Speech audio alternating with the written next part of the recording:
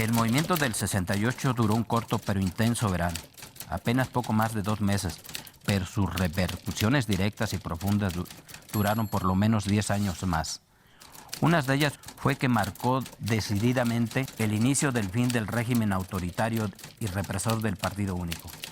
Otra fue que sus activistas y las generaciones del 68 fueron la base para que emergieran nuevos movimientos sociales como el feminismo, las disidencias sociales y la ecología y las luchas indígenas, y para consolidar los que ya existían, como las luchas estudiantiles y sindicales.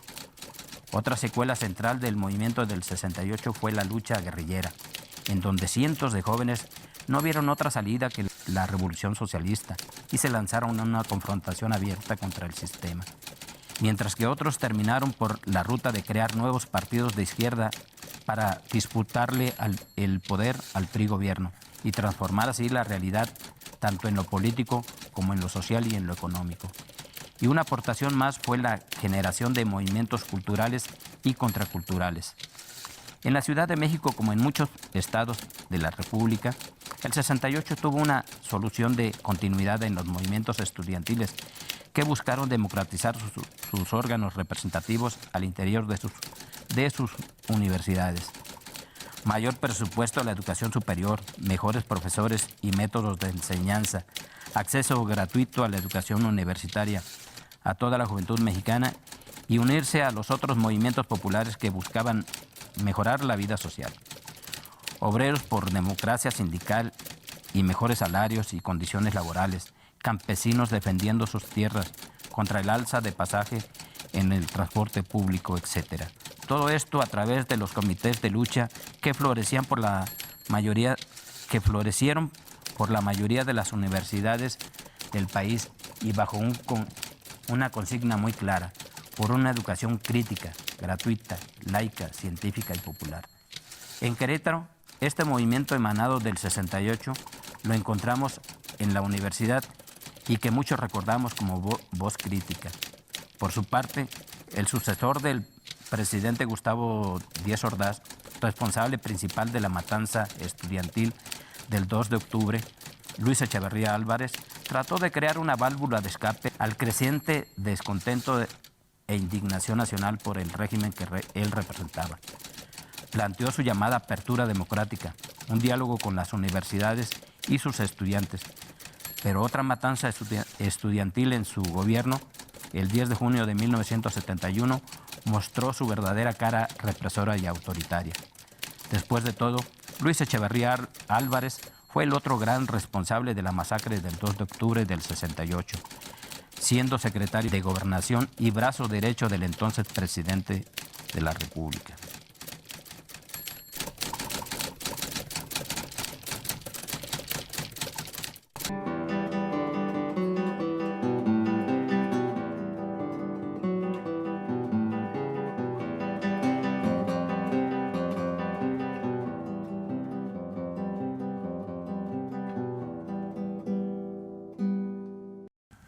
Hola amigos y amigas de TV WAC, estamos aquí en el 5º programa de la serie Querétaro en pie de lucha, basada en la investigación del historiador Kevin Simón Delgado, es docente también de esta universidad. El tema de este programa, de este 5º de la serie, es el movimiento de los 70s, el movimiento estudiantil, que en Querétaro tuvo mucha fuerza, dejó una marca muy importante y que de alguna manera como que marcó el rumbo de esta universidad, ¿no? Después de Hugo Gutiérrez Vega, le dio como ciertas pautas que hasta la fecha de alguna manera se han conservado.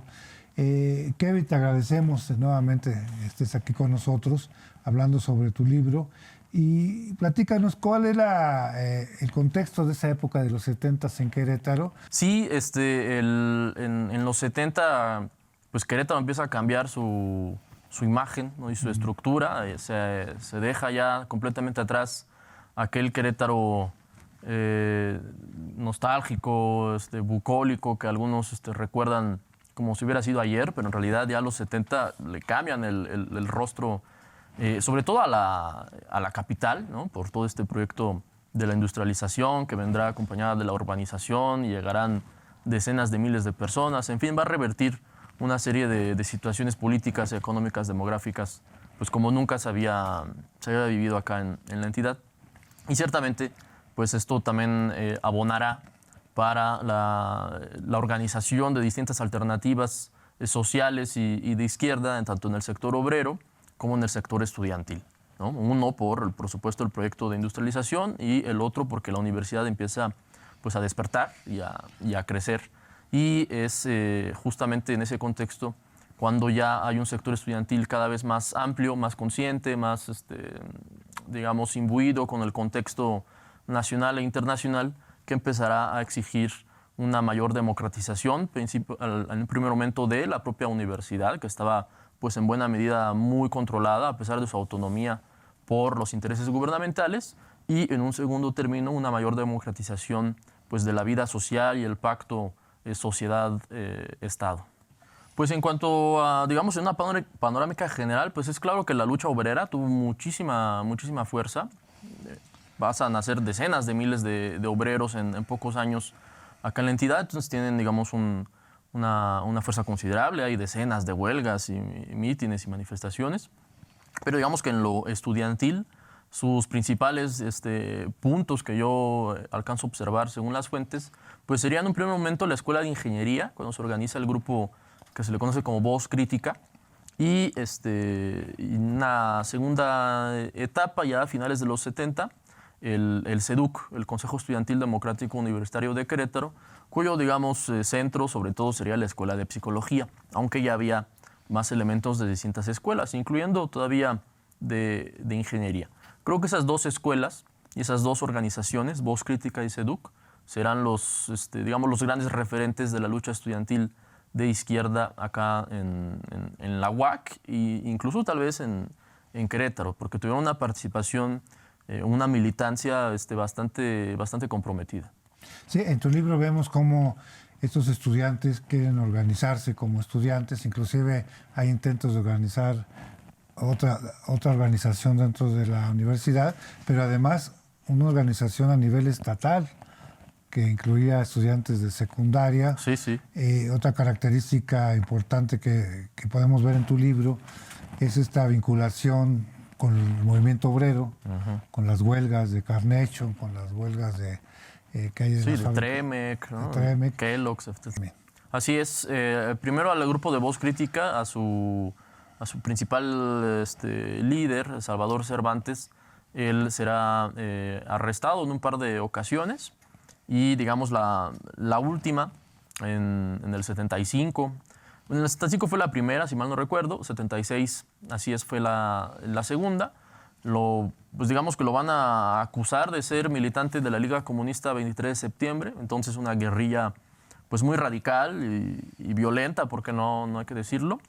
Y lo cual era falso, ¿no? Pero digamos sirvió como pretexto para arrestarlo, entre otra serie de situaciones, y van a intentar descabezar, digamos, a esta organización, lo cual en buena medida lo logran. Hay muchos integrantes de este grupo que, pues digamos, por este ambiente de represión deciden apartarse de la lucha, al menos momentáneamente. Propiamente lo que es el Consejo Estudiantil Democrático Universitario de Querétaro, el CEDUC, también sufrirá un acoso, un hostigamiento, sobre todo a través de grupos pues, porriles, ¿no? Que empieza a surgir este fenómeno al interior de la universidad, y también del ataque de grupos de ultraderecha que también estaban presentes, como el MURO, el Movimiento Universitario de Renovadora Orientación, y también del propio hostigamiento de autoridades universitarias y autoridades municipales y estatales, que no les gustaba que pues, estudiantes y maestros también estuvieran pues, encabezando esta lucha y llamando a los obreros a rebelarse en un estado pues, muy controlado por la CTM, por la Confederación de Trabajadores de México. Entonces, en un momento dado, pues también orquestarán ahí una expulsión de varios maestros, de varios estudiantes, y intentarán pues, descabezar a esta organización. ¿La trajiste?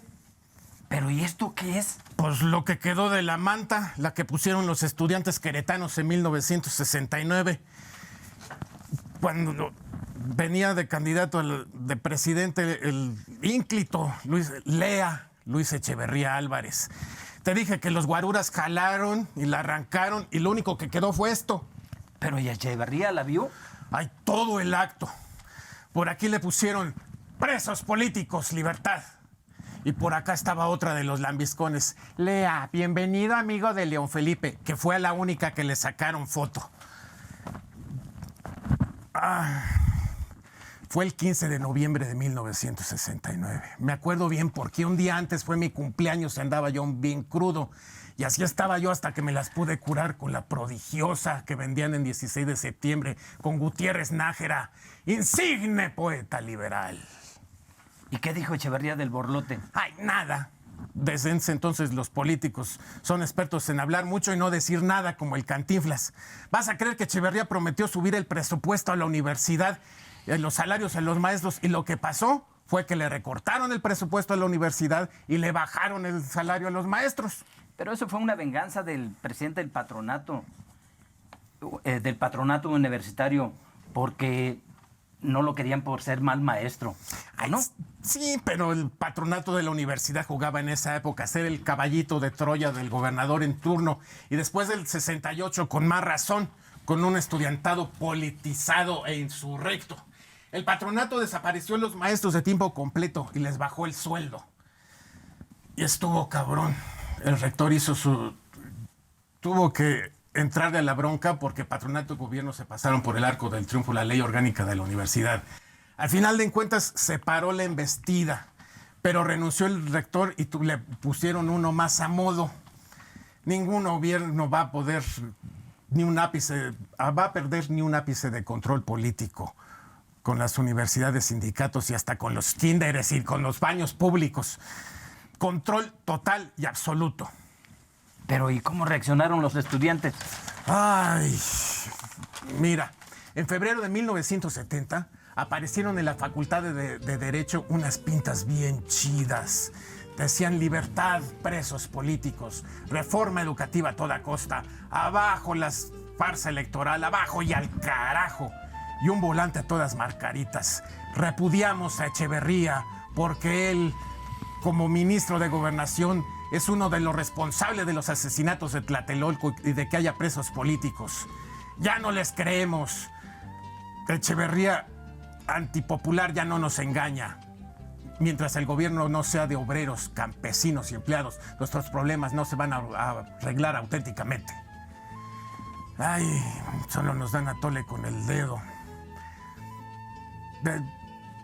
Atentamente, el primer encuentro nacional de estudiantes socialistas revolucionarios. ¿Qué tal?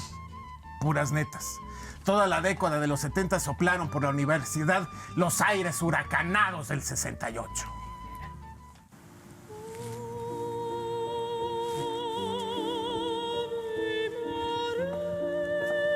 Otra vez en la iglesia. ¿Por qué? Hay discreción, hay paz.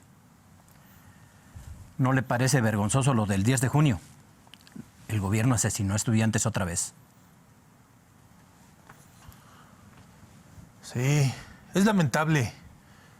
Hay mucho alboroto, hay intromisiones, pero se está investigando el asunto, créame. ¿Qué investigan si en este país no se mueve ni el aire sin que el presidente lo sepa? Es un príncipe, es un rey. ¿A quién le van a echar la culpa? Usted todo lo ve en blanco y negro, por eso no nota los matices. El gobierno no es monolítico, el PRI tampoco. Hay demasiados intereses encontrados, en contradicción. Hay izquierda, derecha, centros, ricos, pobres, liderazgos regionales y locales. Ahí tiene al actual presidente de la Federación de Estudiantes de la Universidad de Querétaro. Se dice marxista-leninista, pero cobra su cheque en la Secretaría de Gobierno. Recibe línea del secretario de Gobernación del Estado.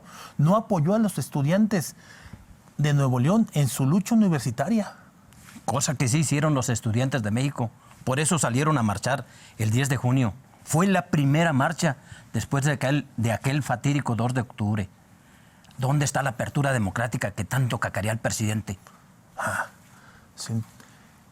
Si usted no entiende que hay intereses en las universidades, no entiende nada. Lucio Cabañas, Genaro Vázquez, decenas de movimientos guerrilleros entrenados en Rusia, en China, en Cuba, en Corea, han contaminado a las universidades. ¿Y qué espera que hagan si todos los caminos se cierran, si la llamada apertura democrática es otra mentira del gobierno? ¿No acaso el pueblo de México se lanzó en armas contra la dictadura de Porfirio Díaz, siendo el primero en levantarse un burgués como Francisco I. Madero? No haga apología del terrorismo comunista. La guerrilla, en su mayoría, está organizado por jóvenes desadaptados y malcriados, hijos de padres demasiado liberales, muchos de ellos drogaditos, promiscuos, hasta afeminados, que hacen la revolución por moda, escuchando a filosofías extranjeras ajenas a nuestra idiosincrasia nacional. ¿Qué está usted diciendo? ¿Que los estudiantes levantados en armas no tienen ninguna razón de ser? ¿Que en México todo está bien? ¿Que vivimos en jaujas? Somos un país maravilloso y pacífico. Nada que no se pueda arreglar con buena fe. Sí, un país donde no se puede manifestar sin que, para señalar eso que usted menciona, sin que te maten a balazos. ¿Lo ve? Los jóvenes son violentos e intolerables. No se puede hablar con ellos. Hola amigos, estamos de vuelta aquí en este quinto programa de la serie Querétaro en pie de lucha, basada en la investigación del maestro Kevin Simón Delgado, que trata sobre las luchas sociales y de izquierda en Querétaro desde los años 60, finales de los 50 hasta los 80, ¿no? Ya vimos el contexto y vimos las características de un movimiento muy vigoroso que hubo en Querétaro, vinculado con otro movimiento muy vigoroso que se da, que es la insurrección obrera, ¿no? Contra los sindicatos charros, por la mejora de sus condiciones laborales y salariales, que tuvo mucha fuerza en Querétaro en los 70s. La característica inicial de estos grupos, Kevin, era mejorar la educación y la democracia estudiantil en la universidad. No eran demandas que pudiéramos decir revolucionarias, subversivas o violentas, ¿no? De ninguna manera, sino más bien viendo la mejora de sus maestros, de sus programas de estudio, de sus condiciones, y también la democracia a nivel estudiantil, ¿no? Sin embargo, vienen unas radicalizaciones. Hay un momento de quiebre que es 1971, el 10 de junio, el famoso halconazo. La primera marcha, digamos, que en México hay después de 68, vuelve a ser reprimida por el Estado, cuando el nuevo presidente que fue responsable de la matanza del 68, que fue Luis Echeverría Álvarez, ofrece su mano a los estudiantes con la llamada apertura democrática. Algunos intelectuales se tragan el garlito, ¿no? Como Carlos Fuentes, que dice Echeverría o el fascismo. Desde mi punto de vista, Echeverría era el fascismo de alguna manera, ¿no? Pero bueno, era la discusión del momento y los estudiantes pues no lo creen. No le creen a Echeverría, y menos después de la represión del 10 de junio. Platícanos cómo se da esta radicalización. Ya vimos que pues, es la respuesta violenta del Estado, pero ¿cómo se da este proceso en Querétaro?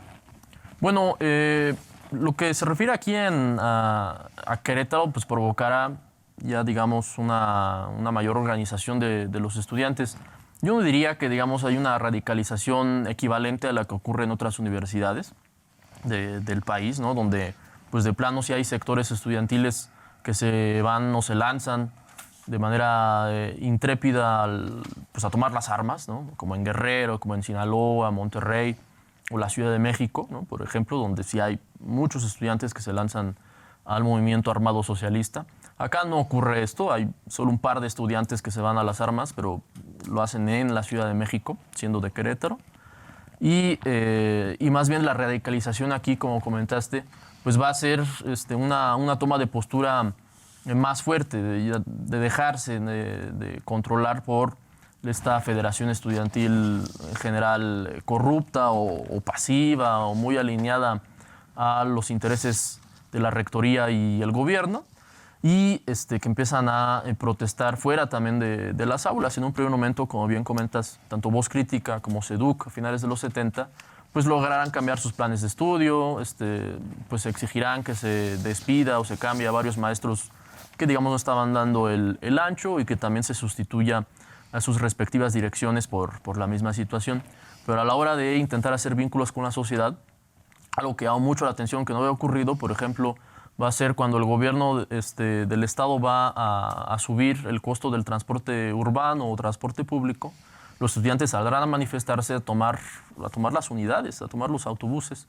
Entonces esta acción la repetirán constantemente y, digamos, pues provocarán, por supuesto, un enorme caos vial, pero consecuencia de este aumento desproporcionado que se estaba dando del transporte en relación a lo que ganaban en general los obreros en Querétaro y, por supuesto, los estudiantes. Entonces ahí sí se nota, digamos, una radicalización de la base estudiantil en comparación a cómo se habían venido comportando desde la fundación de la universidad hasta el mismo 68. Entonces sí hay una radicalización en ese sentido. Sí, agarran camiones y los traen al campus y Así es. creo que se quema un camión, ¿no?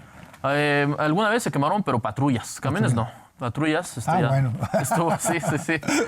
Menos mal, ¿no? Sí, menos mal. Así que llegaron a quemar un par de patrullas. Pero también había una represión de la policía, un hostigamiento de la policía, pues cada vez que se iba elevando. Entonces, tampoco era un juego de niños, ¿no? Los testimonios me señalan que pues muchos iban armados, ¿no? Tanto la parte oficialista como la parte de... La de izquierda no tanto, la verdad no se les dio eso, pero muchos integrantes de estos grupos porriles que se empezaban a organizar, pues acudían armados a la escuela y alguna que otra vez echaron tiros y sobre todo había muchos enfrentamientos pues, más bien físicos, ¿no? Entonces sí llegó a haber ambientes ahí un tanto pues complicados. Mira, este era el periodiquito que sacaban los chavos a mediados de los 70. Voz Crítica. ¿Y cuál era su contenido subversivo? Poema a Lucio Cabañas por su muerte en 1974. Celebración por el triunfo de Vietnam sobre los gringos invasores. Apoyo a la huelga obrera de la fábrica Carnation en Querétaro. Críticas a la falta de democracia en las elecciones estudiantiles de la UAC. Críticas al gobierno del Estado. Reivindicar la lucha de los trabajadores el 1 de mayo. Era una hojita parroquial, pero la gente lo leía en el centro, en las colonias populares y en las zonas industriales. Se agotaban. Tenían que andar imprimiendo más porque ya estábamos hartos de su prensa vendida. El gran pecado de los chavos y las chavas, querer vincular a la universidad con el pueblo para transformar la realidad del país. Pues, ¿a dónde?